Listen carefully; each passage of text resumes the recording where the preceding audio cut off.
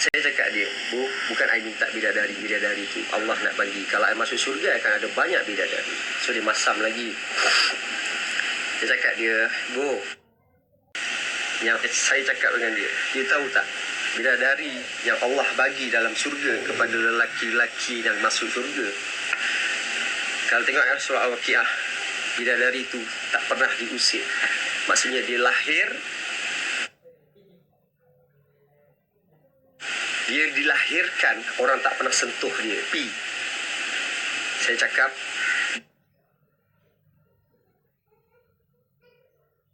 Bu, you tahu tak, bidadari, dia tanya, tak tahu. Dia cakap tak tahu siapa. Bidadari paling cantik dalam surga adalah bidadari yang berasal daripada dunia. Dan bidadari yang berasal daripada dunia adalah isteri kita. Apabila kita redha dengan dia, kita ampunkan dia, kita bagi dia line clear lah, dia akan menjadi ketua bidadari kita di syurga nanti. Dan dia bidadari yang paling cantik di kalangan bidadari-bidadari yang ada. Dia akan duduk paling depan dan bidadari-bidadari yang Allah bagi itu akan duduk di belakangnya. So saya cakap, Bu, you ketua bidadari I yang paling cantik daripada bidadari-bidadari lain, dan you adalah ketua bidadari yang pandai nyanyi. Kalah semua bidadari. Dia senyum lebar. Tapi saya tak sangka saya dah tak boleh tengok senyuman dia lagi.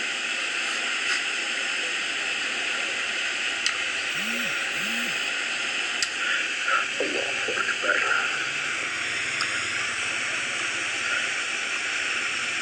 Saya bukan meratapi pemergian dia, sebab saya redha. Saya sangat redha dengan pemergian dia. Saya sabar dengan ujian Allah ni. InsyaAllah saya cuba kuat. Tapi saya jealous. Saya belum tahu. Walaupun saya bercita-cita untuk mati pada hari Jumaat, walaupun saya bercita-cita untuk mati syahid, saya belum tentu dapat macam apa yang dia dapat. Sebab tu tadi masa saya pergi jumpa dia, sebab dalam cerita ni hanya saya seorang yang menghadap muka dia. Daripada saya awal pergi hantar di hospital, saya berdepan dengan dia. Dan sampailah tadi pagi saya yang hadap dia untuk cam muka dia.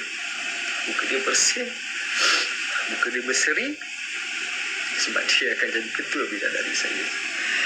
Saya bisik dekat dia tadi. Saya cakap, Bu, I jealous dengan you sayang. Allah sayang you, orang sayang you, orang doakan you. I belum tentu sayang dapat macam tu. Saya tahu dia dengar. Saya cakap, you ready je.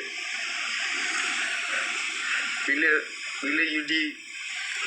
you ditanam je, bila 7 langkah, I balik. Bila you buka mata, kubur you, tu you dah pegang mic. You nyanyi. Sebab you suka menyanyi. Apa yang kita suka dia, benda tu akan ada di cerita. Sangat luar biasa.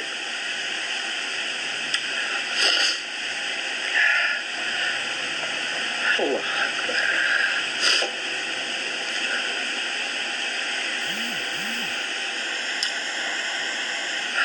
Tadi bila saya balik rumah, dalam perjalanan saya duk fikir. Saya cakap macam mana saya nak cakap dengan anak-anak saya. Sebab anak saya tak tahu.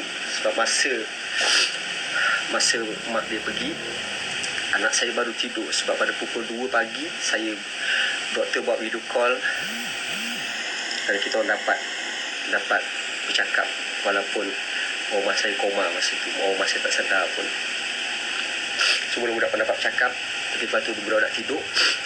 Dan apabila saya tahu rumah saya dah tak ada, saya tak kejut anak-anak saya. So tadi bila saya dah sampai rumah,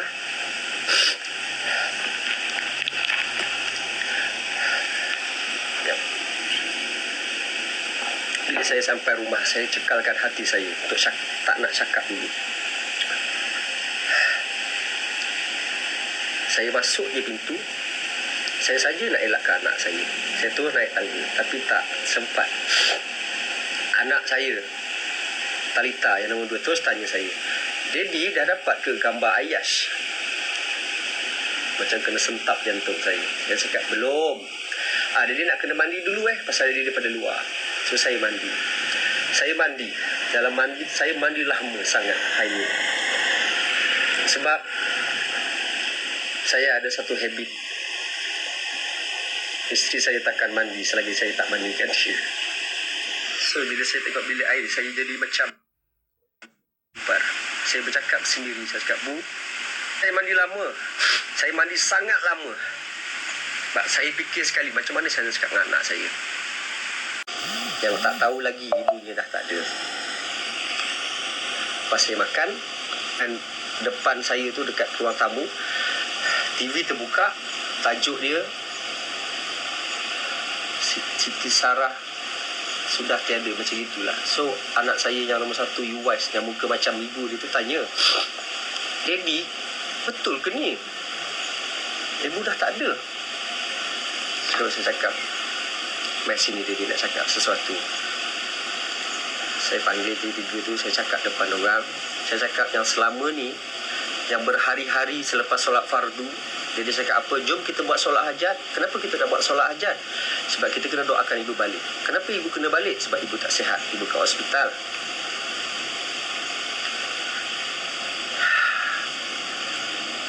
Saya cakap, sebelum ni kita buat solat hajat kan, untuk ibu balik.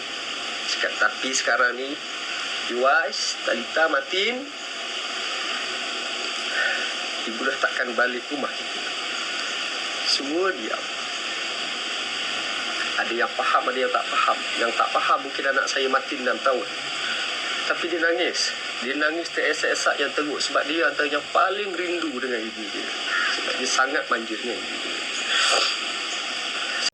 Angkat satu persatu. Kita berdoa dengan Allah.